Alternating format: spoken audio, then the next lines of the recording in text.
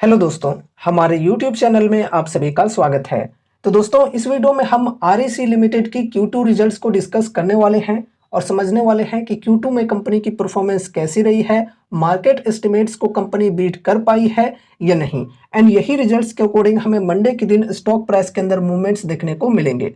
तो यहाँ पर हम शुरू करते हैं वीडियो को। फर्स्ट ऑफ ऑल एक अपडेट है गाइज, यहाँ पर डिविडेंड से रिलेटेड, इसे हम डिस्कस कर लेते हैं।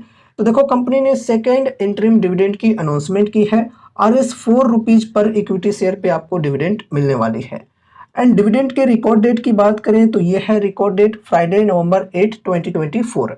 एंड उसके बाद डिविडेंड पेमेंट डेट की बात करें तो ये है नवंबर 22 2024। ठीक है, तो इस डेट से पहले या फिर इस डेट को डिविडेंड की पेमेंट कर दी जाएगी।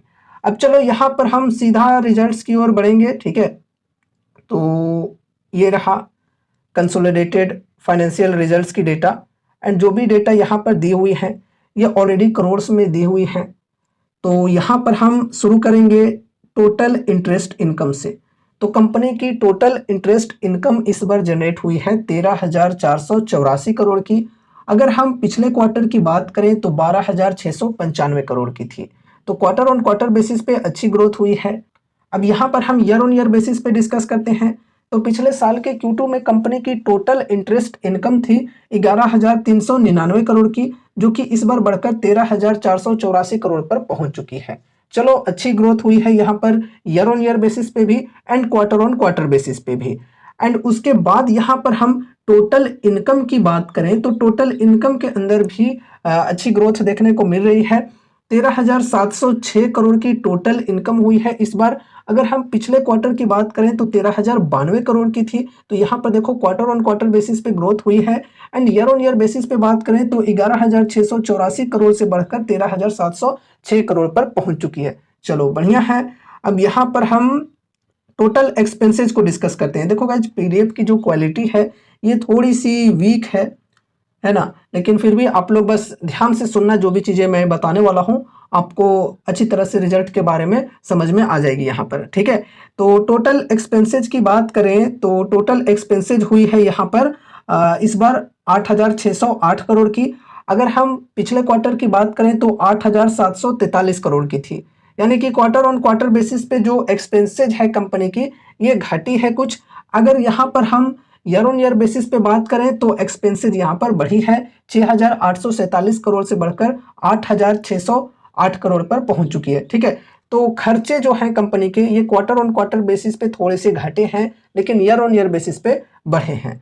अब चलो यहाँ पर हम नेट प्रॉफिट को डिस्कस करते हैं।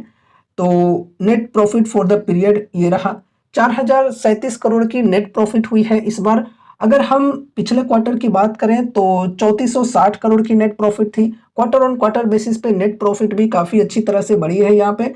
अगर हम ईयर ऑन ईयर बेसिस पे बात करें तो पिछले साल के Q2 में 3,789 करोड़ की नेट प्रॉफिट की थी कंपनी ने, जो कि इस बार बढ़कर 4,037 करोड़ पर पहुंच चुकी है। चलो, ओवरऑल यहाँ पर हम नेट प्रॉफिट के अंदर भी काफ़ी अच्छी ग्रोथ देख रहे हैं।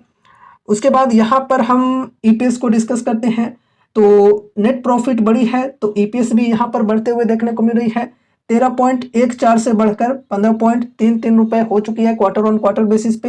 And year on year basis पे बात करें तो 14.39 से बढ़कर 15.33 रुपए हो चुकी है। चलो, ओवरऑल रिजल्ट्स की बात करें तो रिजल्ट्स बढ़िया है। अब यहाँ पर मार्केट एस्टिमेट्स की बात करें तो मार्केट एस्टिमेट्स की ज़्यादा डेटा अवेलेबल नहीं है। यहाँ पर सिर्फ नेट प्रॉफिट की डेटा अवेलेबल है, वो भी सिर्फ स्टैंड अलोन में है। तो इसलिए हम स्टैंड अलोन से यहाँ पर कंपेयर करेंगे। ठीक है, स्टैंड अलोन के अंदर देखो नेट प्रॉफिट यहाँ पर ये रहा net profit for the period. तो स्टैंड अलोन के अंदर कंपनी ने नेट प्रॉफिट की है 4,005 करोड़ की। मार्केट एस्टिमेट्स की बात करें तो मार्केट एस्टिमेट्स थी यहाँ पर 3,745 करोड़ के नेट प्रॉफिट की, जिसे कंपनी ने बीट किया काफी बढ़िया तरीके से। तो ओवरऑल यहाँ पर रिजल्ट्स की बात करें तो रिजल्ट्स बढ़िया है, quarter on quarter and year on year दोनों बेसिस पे रिजल्ट बढ़िया आई है। साथ ही साथ मार्केट एस्टिमेट्स को भी कंपनी ने बीट किया है। तो इसका पॉजिटिव इंपैक्ट हमें देखने को मिल सकता है मंडे के दिन स्टॉक प्राइस के अंदर। तो दोस्तों ये रही हमारी आज की वीडियो REC लिमिटेड की Q2 रिजल्ट्स के ऊपर। उम्मीद है कि इस वीडियो के माध्यम से आपको कुछ यूजफुल इन्फॉर्मेशन मिले होंगे। तो वीडियो को लाइक करके चैनल को सब्सक्राइब कर देना और मिलते हैं अगले नए वीडियोज के साथ। तब तक के लिए बाय बाय।